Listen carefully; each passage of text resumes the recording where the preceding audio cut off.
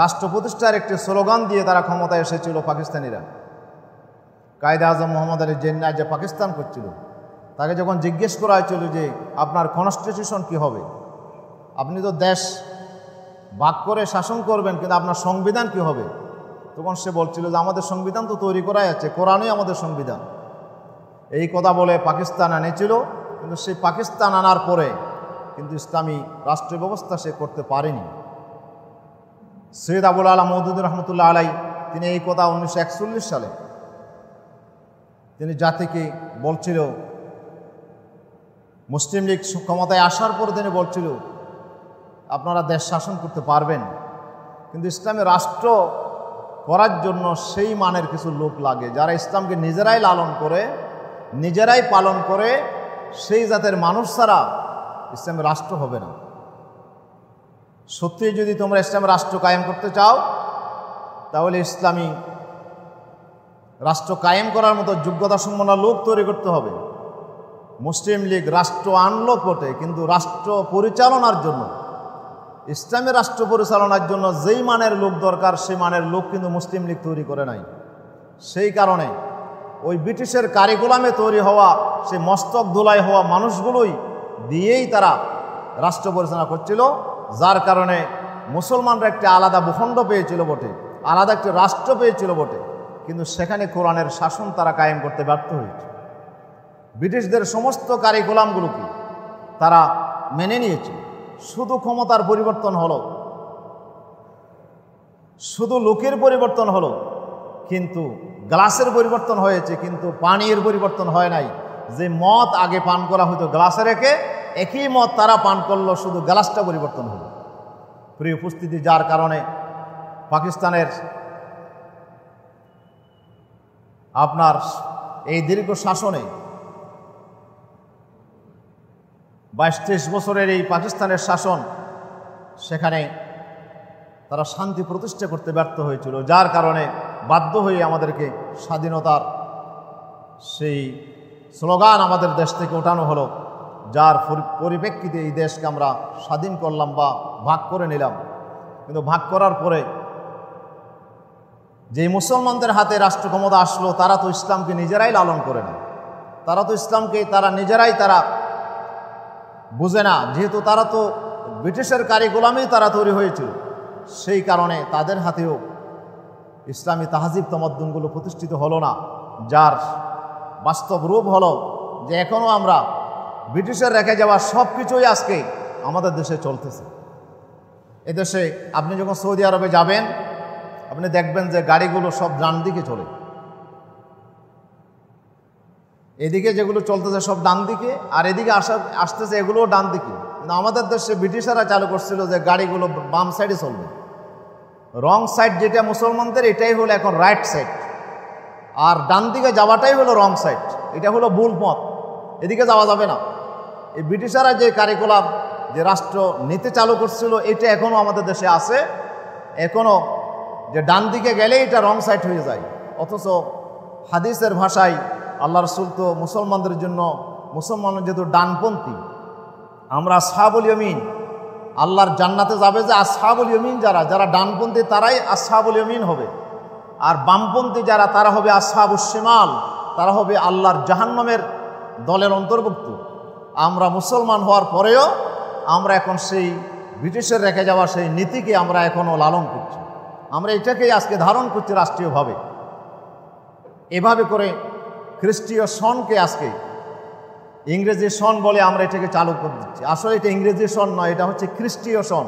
এটা খ্রিস্টানদের চালু করা, তাদের ধর্মীয় আপনার সেই ভিত্তির উপরে ঈসা আলাইহিস সালামের জন্মসালকেই তারা ভিত্তি হিসাবে ধরে এই খ্রিস্টীয় সন তারা চালু করছিল। এটাকে পরবর্তীতে ব্রিটিশরা ইংরেজি সন বলে আমাদের দেশে চালু করেছে, আর এটাকে এখন আমরা রাষ্ট্রীয়ভাবে লালন করছি। আর লালন করতে করতে এমন এক অবস্থায় এসেছি, এখন মুসলমানের ছেলের কাছে ইংরেজি সন, ইংরেজি হিসাব এটাই আমরা জানি, কিন্তু হিজরি সনটা আমরা একেবারে বেমালুম আমরা ভুলে গেছি। আমরা আরবি মাসের তারিখ পর্যন্ত আমরা মুসলমান জানি না, অথচ এটা ছিল আমাদের ইমানের অংশ। আজকে এভাবে করে মুসলমানদের সব কিছুই আজকে আমরা হারিয়েছি। আমাদের দেশের শিক্ষা ব্যবস্থায় যেখানে 80% সন্তান যেই স্কুল কলেজ ইউনিভার্সিটিতে লেখাপড়া করে, সেখানে এখনও পর্যন্ত আমরা কোরআনটা আমরা চালু করতে পারি না। এখানে বাংলা পড়ানো হয়, ইংরেজি পড়ানো হয়, ভূগোল পড়ানো হয়, ইতিহাস পড়ানো হয়, কত কিছু পড়ানো হয়, কিন্তু সেখানে আমরা পড়ার জন্য যে কিতাবটা আল্লাহ নাজিল করছিল সেই কোরআনটা এখন আমরা ঢুকাইতে পারিনি। আমাদের দেশের প্রাইমারিতে কোরআন শিক্ষা দেওয়া হয় না। কি এক আজব অবস্থায় আমরা উপনীত হয়েছি। অথচ আমরা সব মুসলমান, আমরা সবাই মুসলমান, কিন্তু আমরা মুসলমান হওয়ার পরেও আমরা আমাদের নিজেদের সন্তানটাকে আমরা কোরআন শিখাতে পারছি না। এবং আরও দুঃখের কথা, এই কোরআনটা শেখানোর জন্য যে মক্তব ব্যবস্থা ছিল, প্রত্যেকটা মসজিদের পাশে একটা মক্তব ছিল, আজকে সেটাও তুলে দেওয়া হয়েছে। এই যে আপনার কেজি স্কুলের সিস্টেম, কিন্ডার গার্ডেন ব্যবস্থা যখন আসলো, এখন শিক্ষাটা পণ্য হয়ে গেল। এত কিছু বই সেখানে চাপিয়ে দেওয়া হলো, ভালো শিক্ষার নামে একটা ব্যবসা খোলা হলো। আর সেই ব্যবসায় আপনার লাভ করার জন্য তারা যেই নিয়ম নীতি চালু করছিল, যার কারণে এখন আমার সন্তানটা কতগুলো বই পড়বে, এত বই কেমনে পড়বে, এবং সেখানে এ প্লাস পাইতে হবে, ভালো গ্রেড পাইতে হবে। এই জন্য এখন আমরা সন্তানের উপর প্রেশার দিতে দিতে মক্তবে আসা বন্ধ করেছি। মক্তবে এখন ছাত্র পাওয়া যায় না, যার কারণে আপনার সিংহভাগ মক্তবগুলো আজকে বাংলাদেশে বন্ধ হয়ে গেছে। মসজিদের পাশে আর মক্তব নাই, কোরআন শিক্ষার কোনো ব্যবস্থা আজকে নাই। আজকে আমার আপনার সন্তানগুলো নামাজ শেখার সুযোগ পাচ্ছে না, কোরআন শেখার সুযোগ পাচ্ছে না। এটা স্কুলেও নাই, মক্তবেও নাই। আজকে সন্তানটা বড় হচ্ছে, সে কিছুই জানে না, তো সে কীভাবে বড় হয়ে নামাজ পড়বে? আমরা বলছি যে সে তো নামাজ কীভাবে পড়বে? সে তো নামাজ শিখেই নাই নামাজ পড়ার জন্য। প্রিয় উপস্থিতি, আর শিক্ষার ব্যবস্থাটা আমরা করতে পারি না। এটা জাতিগতভাবে আজকে আমরা ব্যর্থতার পরিচয় দিচ্ছি। এটাই হচ্ছে আজকের বাংলাদেশের অবস্থা, যে আমরা শিক্ষা ব্যবস্থা ব্রিটিশেরা যেটা চালু করছিল এটা এখন আমরা চালু রেখেছি। এখন আমরা মাদ্রাসায় যে সামান্য দিনই শিক্ষা ব্যবস্থা ছিল, এটাকেও আমরা শিক্ষার উন্নয়নের নামে এত কিছু জেনারেল বিষয় আমরা সেখানে ঢুকাইতে 100-200 নম্বর 300 নম্বর মাত্র আরবি আছে, আর বাকি সবগুলো এখন জেনারেল বিষয়ে পরিণত হয়েছে। সেই মাদ্রাসাগুলোও আজকে মাদ্রাসা না, এগুলো এখন স্কুলে পরিণত হয়েছে। এটা হচ্ছে বাংলাদেশের আজকের অবস্থা। আর এখানে যে শিক্ষা কারিকুলাম বা শিক্ষা ব্যবস্থা এখন শুরু হয়েছে, এখানে কোরআন শিখার, ইসলাম শিখার কোনো ব্যবস্থা নাই। সৃজনশীল পদ্ধতি চালু হয়েছে, এখন আবার নতুন কারিকুলাম আসছে। এখানে আসলে যে সিলেবাসগুলো হয়েছে, এখানে ইসলামকে জানার মতো পরিপূর্ণভাবে এই সুযোগটা আজকে নাই। প্রিয় উপস্থিতি, তাহলে ব্রিটিশের রেখে যাওয়ার সব কারিকুলামগুলো আজকে চলতেছে। আপনিতে যান, সেখানে কোনো হাফ প্যান্ট পরার ব্যবস্থা আছে। কেন? সেখানে দাড়ি রাখতে এখনও অনুমতি লাগে। আপনি যদি একটা সৈন্য দাড়ি রাখতে চাই, তাহলে উপরের অফিসারের কাছে আবেদন করে অনুমতি নিতে হবে যে আমি দাড়ি রাখতে পারবো কিনা। এটাই বাংলাদেশ। যেহেতু এটা ব্রিটিশরা চালু করছিল যে দাড়ি রাখা যাবে না, হাফ প্যান্ট পরতে হবে, এই সংস্কৃতি এখন আমরা লালন করছি। মুসলমানের দেশে এখন আমরা লালন করছি সেটা। প্রিয় উপস্থিতি, আর সেই কথাগুলো বললে বলে যে হুজুরের এখন কিছু ওয়াজ করে না, শুধু রাজনীতি করে। হুজুরদের কথাই এখন রাজনীতি। এখন সংস্কারের কথা বললে রাজনীতির স্লোগান উঠে।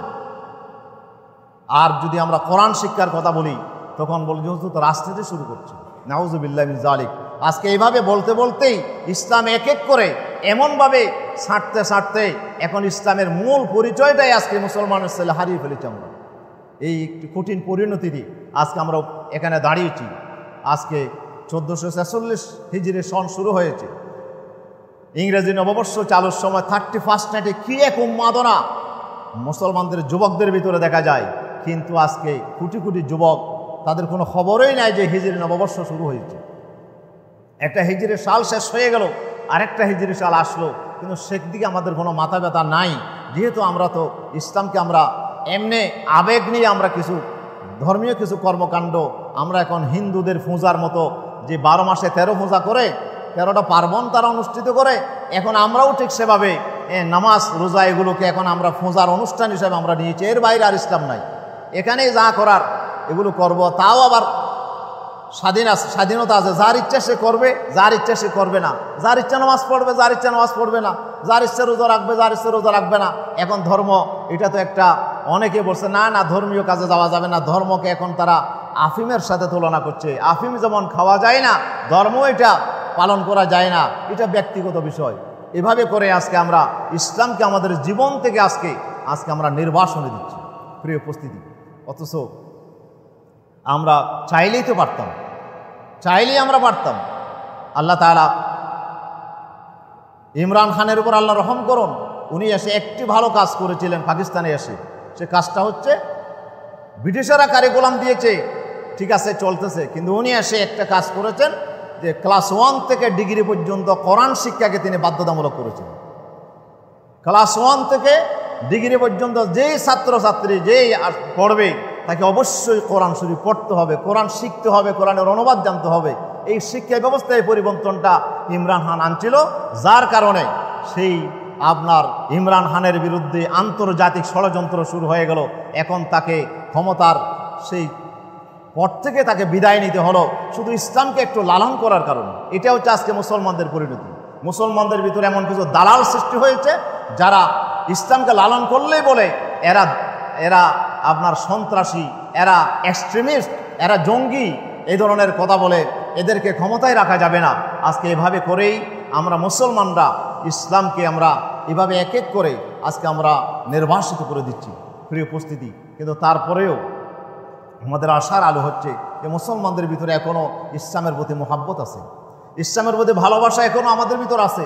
এটি আল্লাহ তাআলার একটি বড় নিয়ামত যে সিংহভাগ আমরা যে মুসলমানের দেশে বাস করি, আমরা এই মুসলমানদের সন্তান এদিন নামাজ না পড়ুক, রোজা না রাখুক, কিন্তু তারপর ইসলামের প্রতি একটা ভালোবাসা, কোরআনের প্রতি একটি ভালোবাসা, আলেম ওলামাদের প্রতি একটু শ্রদ্ধা, এটুকু এ পর্যন্ত আমাদের মুসলিম সমাজে আছে। কিন্তু এটাকেও নির্বাসিত করে দেওয়ার জন্য এখন নাস্তিকেরা ষড়যন্ত্র শুরু করছে যে হুজুর মানি সন্ত্রাসী, হুজুর মানি হলো আপনার এরকম আকাম কুকাম করে এখন এটাকে এমনভাবে চিত্রায়িত করছে। আজকে সারা দেশে আপনি সামাজিক যে নেটওয়ার্ক চলছে সেখানে আপনি ঢল চলতেছে। কিসের ঢল? আবেদ আলীর ঢল। শুধু আবেদ আলী স্যার আর কিছু নাই আমাদের সামাজিক মিডিয়াগুলোতে। এখন এটা ফেভারও এটা দখল করে নিচ্ছে। আবেদ আলীর দোষ কি? যে আবেদ আলী নামাজ পড়ে, আবেদ আলী মাথায় টুপি আছে, আবেদ আলীর মুখে দাঁড়িয়ে আছে, উনি কেমনে এই কাজ করলেন? এইটা নিয়ে গোড়া বাংলাদেশ এখন তোলপাড় হয়েছে। অথচ আবেদ আলী হচ্ছে একটা গাড়ির ড্রাইভার। তো গাড়ির ড্রাইভার যদি কোটি কোটি টাকার মালিক হয় দুর্নীতি করে, বলছে এখন 50 কোটি টাকার সে মালিক। এখন ড্রাইভার যদি অবস্থা হয় তাহলে ড্রাইভারের যিনি চেয়ারম্যান ছিল, ওনার যিনি বস ছিল, উনি এই বস ছাড়া তো উনি প্রশ্ন ফাঁস করতে পারে না। প্রশ্ন কি আবেদ আলী তৈরি করছে? প্রশ্ন কি ওনার কাস্টডিতে ছিল? উনি কি আসলে সব কিছুর জন্য দায়ী? কিন্তু সব দায় দায়িত্ব ওনার কেন? যেহেতু ওনার মুখে দাঁড়িয়ে আছে, আর বাকিদের মুখে তো দাঁড়িয়ে নাই, বাকিদের মাথায় তো টুপি নেই, ওনারা তো নামাজ দোয়া পড়ে না। হ্যাঁ, ওনাদের জন্য এটা স্বাভাবিক। আল্লাহ তাআলা নামাজের আলোচনা করতে গিয়ে বলেছেন, ওয়া আকিমিস সালাহ ইন্নাস সালাতা তানহা আনিল ফাহশাই ওয়াল মুনকার ওয়া লাযিকরুল্লাহি আকবার ওয়াল্লাহু ইয়ালামু মা তাসনাউন।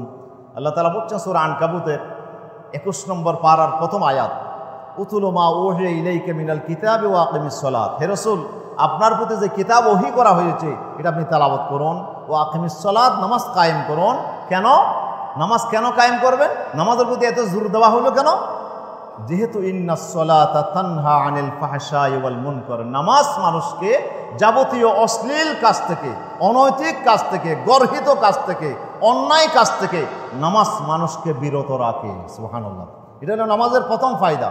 নামাজ যদি আপনি সত্যিই নামাজ পড়েন তাহলে আপনার ভিতরে অন্যায়, অপকর্ম, গর্হিত কাজ আপনার ভিতরে থাকতে পারে না। নামাজটা হচ্ছে একটা ফিল্টার। এই ফিল্টার যখন আপনি লাগাবেন, সেই ফিল্টার লাগাইলে পরে পানি আর আপনার বিদূষিত আপনার থাকতে পারে না। পানি আবার এটা জার্ম থাকতে পারে না। সমস্ত জার্ম থেকে আপনার পানিকে ফিল্টারের মাধ্যমে এটাকে পরিশুদ্ধ করা হবে। নামাজ হবে একজন ব্যক্তির ফিল্টার। এই ফিল্টার লাগাইলে পরে এই ব্যক্তির ভিতরে আর অন্যায় থাকতে পারে না, এই ব্যক্তির ভিতরে আর গর্হিত কাজ থাকতে পারে না, এই ব্যক্তির ভিতরে আপনার অন্যায়, অপকর্ম, আপনার সেই পাপ কাজ এগুলো সে করতে পারে না। আর সবচেয়ে বড় লাভ হলো নামাজের কি? ওয়ালা যিকরুল্লাহি আকবার, আল্লাহর জিকিরই হচ্ছে সবচেয়ে বড়। নামাজ বান্দার অন্তরের ভিতরে আল্লাহর জিকিরকে বদ্ধমূল করে দেয়। সুবহানাল্লাহ, আল্লাহর স্মরণকে বদ্ধমূল করে দেয়, আল্লাহকে ভুলে যেতে দেয় না। এটা হলো নামাজের ফায়দা। রোজা তো আসে 1 বছর পরে একবার, যাকাত আসে 1 বছর পরে একবার, হজ আসে জীবনে একবার, কিন্তু নামাজটা এমনভাবে আল্লাহ ফরজ করেছেন, ইন্নাস সালাতা কানাত আলাল মুমিনিনা কিতাবাম মাওকুতা, একজন মানুষের দৈনন্দিন কাজের একটি অংশ হিসেবে আল্লাহ নামাজকে নির্ধারিত করেছেন। এবং এটাকে একটি সময়ের সাথে আল্লাহ তাআলা ফ্রেম বন্দি করেছেন নামাজকে। একটা সময় যে ঘুম থেকে ওঠার সাথে সাথেই আপনাকে নামাজ পড়তে হবে, ফজরের নামাজ। এরপরে কাজে নামেন, কাজ করার ফাঁকে আপনি আল্লাহকে ভুলে যেতে পারবেন না। জোহরের সময় হয়েছে, আপনি এক প্রহর চলে গেছে, আরেক প্রহর শুরু হয়েছে, আপনি নামাজ পড়েন, সুবহানাল্লাহ, আল্লাহকে স্মরণ করেন। এরপরে আপনি রেস্ট নিলেন বা আপনি কাজে নামলেন, এরপরে আপনার সূর্য ডোবার আগে হয়তো আপনি কাজের ফাঁকে আল্লাহকে ভুলে যেতে পারেন। আল্লাহ বলেন না, আসরের নামাজটা পড়ো না, আল্লাহকে স্মরণ করে নাও। নামাজের মাধ্যমে আল্লাহকে স্মরণ করতে হবে। সূর্য ডুবে গেল, রাত শুরু হয়ে গেল, আল্লাহ বলছে রাতের শুরুতে মাগরিবের নামাজ পড়ে তুমি আল্লাহকে স্মরণ করো, সুবহানাল্লাহ। এরপরে কাজটা শেষ করে খাওয়া দাওয়া করে তুমি যখন ঘুমাতে যাবে, ঘুমানোর আগে তুমি আবার আল্লাহকে স্মরণ করে এশার নামাজ পড়েই তুমি রাতে ঘুমাও, সুবহানাল্লাহ। তাহলে ঘুম থেকে উঠে আবার ঘুম যাওয়া পর্যন্ত মাঝখানের পুরো সময়টাই আল্লাহ তাআলা আল্লাহকে ভুলে যেতে দেয় নাই। নামাজটাকে এমন একটা সময় দিয়ে আল্লাহ তাআলা ফরজ করেছেন, একজন মুসলিম বান্দা যখন নামাজ পড়ে সে কখনো আল্লাহকে ভুলে যেতে পারে না। তার প্রত্যেকটা কর্মকাণ্ডের ভিতরে সে যে আল্লাহর গোলাম এই কথা তার স্মরণ থাকে। সে চিন্তা করে আমি তো স্বাধীন নয়, আমি তো যেমন ইচ্ছা তেমন কাজ করতে পারবো না, আমি যেমন ইচ্ছা তেমন বলতে পারবো না, আমি যেমন ইচ্ছা তেমন বক্তৃতা দিতে পারবো না, আমি যেমন ইচ্ছা তেমন লিখতে পারবো না, আমি যেমন ইচ্ছা তেমন মাথায় চিন্তা করতে পারবো না। আমার সমস্ত চিন্তা, কর্ম, লেখা, বক্তব্য, কাজ যত আছে সবটা তো একজন গোলাম হিসেবে করতে হবে। আমি কার গোলাম? আমি কোনো মানুষের গোলাম নয়, কোনো নেতার গোলাম নয়, কোনো জাতির গোলাম নয়। আমার একমাত্র গোলাম হচ্ছে আমি ওই মহান সত্তা, যিনি আকাশ আর জমিনের মালিক, যিনি বিশাল এই সৃষ্টি জগতের যিনি মালিক, সে আল্লাহই আমার মালিক, উনি আমার মাবুদ, উনি আমার একমাত্র আপনার সার্বভৌম ক্ষমতার মালিক, আমি তার গোলাম। সুতরাং সে আল্লাহর ইচ্ছার বাইরে কোনো কাজ তো আমি করতে পারি না, সুবহানাল্লাহ। নামাজ বান্দার ভিতরে, নামাজ দুটি কাজ করে। একটি কাজ হচ্ছে বান্দাকে আল্লাহর কথা ভুলে যেতে দেয় না, গাফেল হতে দেয় না। সব সময় নামাজ বান্দার ভিতরে আল্লাহর গোলামিয়তের কথা তার ভিতর স্মরণ রেখে দেয় এবং তাকে আল্লাহর কথা মতো চলতে তাকে বাধ্য করে, আল্লাহর আদেশ মতো চলতে বাধ্য করে। আর আল্লাহ যত কাজ করতে নিষেধ করেছেন সেখান থেকে নামাজ তাকে বিরত রাখে। এই জন্য নামাজকে আল্লাহ তাআলা একজন বান্দার উপরে, মুসলমানের উপর আল্লাহ ফরজ করে দিয়েছেন। এটা কোনো অবস্থাতেই মাফ নাই। হয়তো আপনি পাগল হয়ে যাবেন, হুঁশ জ্ঞান কিছু নাই, আপনি বেহুঁশ হয়ে গেছেন, অথবা আপনি ঘুমন্ত, এইটুকু ছাড়া, অথবা নাবালেগ, এই তিন অবস্থা ছাড়া আপনার নামাজ কোনো অবস্থায় মাফ নাই। নামাজ আপনাকে পড়তেই হবে। নামাজ আপনাকে পড়তে, আপনি সমুদ্রে ডুবে যাচ্ছেন, এই অবস্থায় আপনি সমুদ্রে ভাসতেছেন, নামাজের সময় হয়ে গেছে, তখন আপনি কি করবেন? আপনি তো ডুবে যাচ্ছেন, এই অবস্থায় কি নামাজ পড়তে হবে? কিতাবের মাসালা, হ্যাঁ নামাজ পড়তে হবে। কীভাবে পড়বেন? যে সেখানে আপনি নিয়ত করেন যে আমি নামাজ পড়তে, যে আপনি ইচ্ছা করেন নামাজের, আপনি ইশারা করে আপনি নামাজগুলো আদায় করেন। এই সমুদ্রের ডুবন্ত অবস্থায়ও আপনাকে নামাজ পড়তে হবে, যেহেতু আপনার এখনও জীবন আছে, এখন আপনার হায়াত আছে, এখন আপনার প্রাণ আছে। এই নামাজটাকে কোনোভাবেই মাফ করা হয় নাই। কেন? নামাজ হচ্ছে ফিল্টার। তাহলে ফিল্টারে যদি কাজ করে তাহলে বোঝা যাবে যে ফিল্টার ঠিক আছে। আর যদি ফিল্টারে দেওয়ার পরও যদি পানি বিশুদ্ধ না হয় তাহলে বুঝতে হবে যে ফিল্টার নষ্ট হয়ে গেছে, এটা কাজের বাইরে চলে গেছে, এটা শেষ, এটার মেয়াদ শেষ। সুতরাং এই ফিল্টার দিয়ে আর কাজ হবে না। ফিল্টার তো লাগাইলেন বটে, কিন্তু যদি পানি বিশুদ্ধ না হয় তাহলে তো এটা অশুদ্ধ। তো অশুদ্ধ ফিল্টার লাগাইছে বলেই কি এটা ফিল্টারের দোষ হবে? নাকি যিনি লাগাইছে তার দোষ হবে? তাকে তো দেখতে হইতো ফিল্টারটা কীরকম আছে। এখন সব দোষ আপনি আবেদ আলীর উপর দিলেন কেন? আবেদ আলীর ফিল্টারে কাজ করতেছে না, উনি নামাজ পড়ার পরও মাশাআল্লাহ যা করার, সে দুর্নীতি করেছে, হাজার হাজার কোটি টাকা, শত শত কোটি টাকার তিনি মালিক ধরলাম, উনি খুব অপকর্ম করেছে, ওনার নামাজে ওনাকে কাজ দেয় নাই, কিন্তু তাই বলে কি এটা নামাজের দোষ হবে? যেহেতু নামাজের দোষ না, উনি ফিল্টারটা যথাযথভাবে উনি লাগাইতে পারে নাই, ফিল্টারটা উনি তৈরি করতে পারে নাই, ফিল্টারটা ওনার ভিতর তিনি ফিট করতে পারে নাই। ওনার নামাজটাই আসলে উনি মনে করছে আমার নামাজ সব ঠিক আছে। না না, ওনার নামাজ তো ঠিক নাই। উনি এত অপকর্ম করার পরও নামাজ ঠিক আছে। রাসূল সাল্লাল্লাহু আলাইহি সাল্লামের কাছে এক লোক সম্পর্কে আপনার অভিযোগ আসলো, ইয়া রাসূলুল্লাহ ফুলানুন ইউসাল্লি বিল্লাইলি ওয়া হুয়া ইয়াসরিকু, হুজুর ফলানা রাতের বেলায় চুরিও করে, আবার তাহাজ্জুদও পড়ে, হাসাত তো পরে আবার নামাজ দোয়া আপনি একেবারে বাদ নাই ইয়া রাসূলুল্লাহ, হুজুর রাতের বেলায় উঠে চুরি করে এসে আবার তাহাজ্জুদ পড়ে, নামাজ পড়ে। হুজুর এখন আমরা কি করব? হুজুর বলছেন দাহু ইউসাল্লি, তোমরা তাকে নামাজ পড়তে দাও। আসা আন তানহাহু সালাতুহু আনিল ফাহশাই ওয়াল মুনকার, অচিরেই নামাজ তাকে এই অপকর্ম থেকে ফিরিয়ে রাখবে। চরিত্রটা এত সহজে পরিবর্তন হয় না, চরিত্রের পরিবর্তনটা সহজে হয় না। এই কারণে আল্লাহ তাআলা মদকে আল্লাহ একদিনে নিষেধ করে হারাম করে দেয় নাই, মদ নিষিদ্ধের জন্য আল্লাহ একটা সময় নিয়েছে। 4টা স্টেপ আল্লাহ তাআলা গ্রহণ করেছে কোরআন শরীফে। প্রথমে বলছিল যে মদ, আল্লাহ বলছে ওয়া মিনান নাখিলি তাত্তাখিযুনা মিনহু সাকারা ওয়া রিজকান হাসানা। আল্লাহ তো খেজুর দিলেন, আঙ্গুর দিলেন, কিন্তু সেটাকে তোমরা এত সুস্বাদু খাবারকে কেন ফসাইয়া গলাইয়া খাও কেন? কেউ ভালো অবস্থায় খায়, আবার কেউ ফসাইয়া গলাইয়া দুর্গন্ধ করে মদ হিসাবে খায়। আল্লাহ বলছে এটা কেন? এটা হলো প্রথম আয়াত। তখন কিছু মানুষ চিন্তা করতেছে আল্লাহ তো আঙ্গুর দিলেন, খেজুর দিলেন, ফ্রুট দিলেন, এটা ভালো সুস্বাদু খাবার, এটাকে ফসাইয়া গলাইয়া দুর্গন্ধ করে খাবো কেন? এটাকে ভালো অবস্থায় রেখে খায়। কিছু লোক মদ ছেড়ে দিল। তারপরে কিছুদিন চলে গেল, এরপরে কিছু লোক আসলো আল্লাহ রাসূলের কাছে, ইয়া রাসূলুল্লাহ মদ খাবো নাকি খাবো না, কেমন ভালো জিনিস? আল্লাহ তাআলা আয়াত নাযিল করলেন, রাসূল ইয়াসালুনাকা আনিল খামরি ওয়াল মাইসির কুল ফীহিমা ইসমুন কবীর। নবী আপনার কাছে জিজ্ঞেস করে মদ জুয়া সম্পর্কে, এটা কি জিনিস? আপনি বলেন এখানে গুনাহ আছে, বেশি ক্ষতি আছে, তবে ওয়া মানাফিউ লিন্নাস, কিছু লাভও আছে, তবে ওয়া ইসমুহুমা আকবারু মিন নাফইহিমা, লাভের চাইতে ক্ষতি বেশি আছে। এটা হলো 2 নম্বর আয়াত। কিছু মানুষ চিন্তা করছে লাভ তো আছে, তো সুতরাং খাইলে কিছু লাভ তো যখন আছে বলছে তাহলে খাই।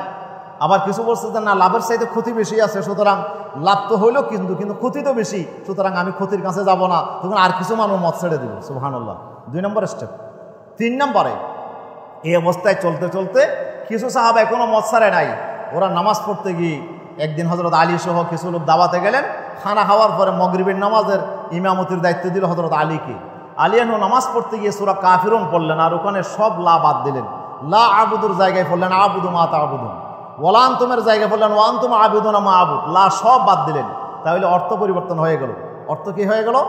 এমনি অর্থ ছিল, নবী আপনি বলে দেন এই কাফেরেরা তোমরা যে মূর্তির পূজা করো আমি সেই মূর্তির পূজা করি না, লা আবুদ, আমি তাদের পূজা করি না।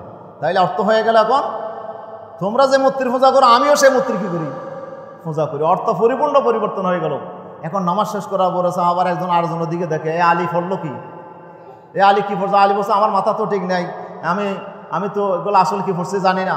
আল্লাহ আয়াত নাযিল করলেন, ইয়া আইয়ুহাল্লাযীনা আমানু লা তাকরাবুস সালাতা ওয়া আনতুম সুকারা, এই ঈমানদারেরা নেশাগ্রস্ত অবস্থায় খবরদার নামাজের কাছে যাইও না। মদ খাইও না বলে নাই, মদ খাও, কিন্তু মদের আপনার মাতলামি থাকা অবস্থায় নামাজের কাছে যাবে না। তখন জোহরের পর থেকে আসর পর্যন্ত আর মদ খায় না, যেহেতু সময় কম। খাইলে পরে আসরের নামাজ পড়া যাবে না। আসরের পর থেকে আর মাগরিব পর্যন্ত মদ খায় না। এই সময়ের ভিতরে মদ খাওয়া যায় না, তবে খাই 2 সময়ে, ফজরের পর থেকে জোহরের ভিতরে এটা লম্বা সময়, আর একটা হইলো এশার পরে ফজর পর্যন্ত লম্বা সময়। এই 2 সময়ে মদ খাইলো, আর বাকি সময়গুলোতে মদ খাওয়া শেষ, নিষেধ।